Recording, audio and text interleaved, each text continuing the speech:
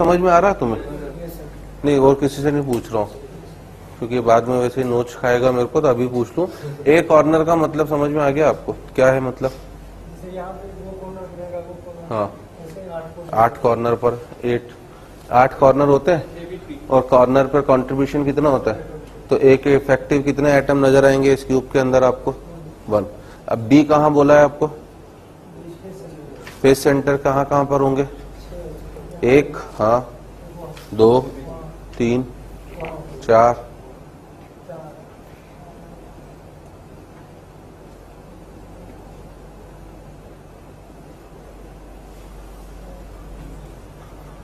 धन्य हो प्रभु, कहाँ है चरण आपके? एक कमरे की 6 बाउंड्री, 6 दीवारें नहीं तुम पहचान पा रहे हो? 1, 2, 3, 4, अब ढूंढ रहे हो बैठ के ये 5 और ये 6। इतने तो धन्य मत करो बेटा। एक कमरे की 6 कमरे में तो बचपन से जी रहे हो। जिस दिन से आप 0 डे से जब से पैदा हुए हो तब से लेकर आज है एक कमरे में ही रह रहे होगे बेटा। तो उस कमरे की 6 दीवारें तो पहचानना सीख जाओ। अभी तक वही नहीं सीख पा रहे हो। तीसरा लेक्चर हो गया मेरा आज यार।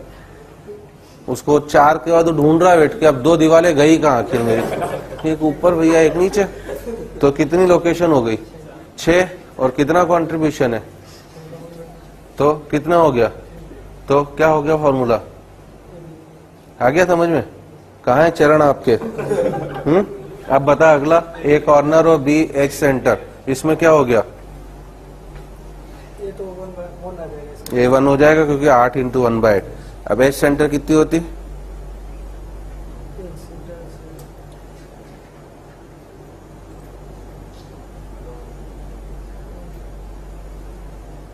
गोलमाल है भाई, सब गोलमाल है।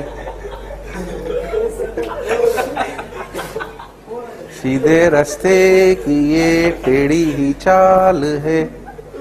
सीधे रास्ते पे चल रहा हूँ, ये टेढ़ी मेढ़ी घुमा दी पूरी कहानी। कैसे? एज कितनी है इस कमरे में? एज कितनी पहले ये बता दे मेरे को। 1 2 नहीं, एज बता। गिनती नहीं गिनना है, एज। इस पूरे कमरे में 4 एज है। चुप रहो रे, दूंगा 1 लापड़। हाँ, आराम से बता एज कितनी है इस कमरे में?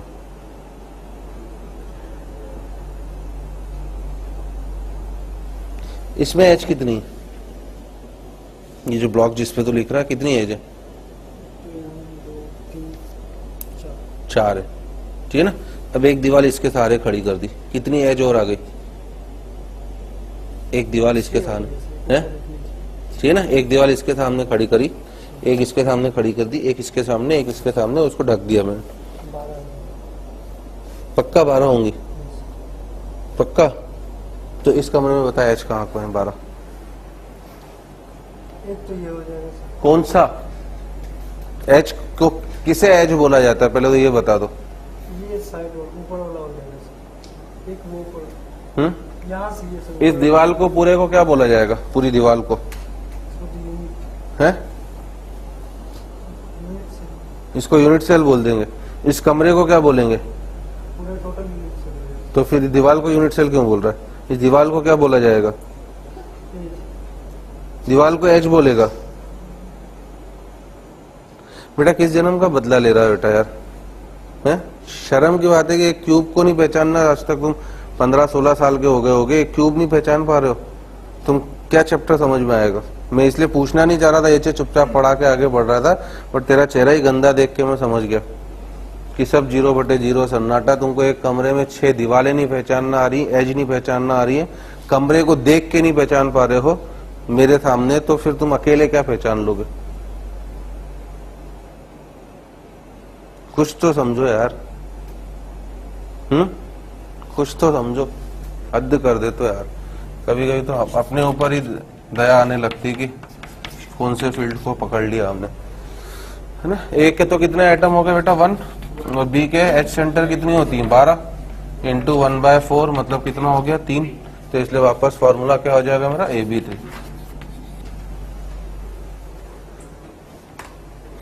यार बड़े शर्म की बात है, कमरे की दीवारें और एज कॉर्नर नहीं पहचान पा रहे हैं हम लोग यार। एज होती क्या यही नहीं समझ पा रहे हम लोग। यूनिट सेल क्या होती है? चैप्टर पूरा तो अभी बाकी है, अभी तो शुरुआत हुई है। है ना, इसकी भी यही हालत होगी चेहरे से। एज पता है तेरे को क्या होती है?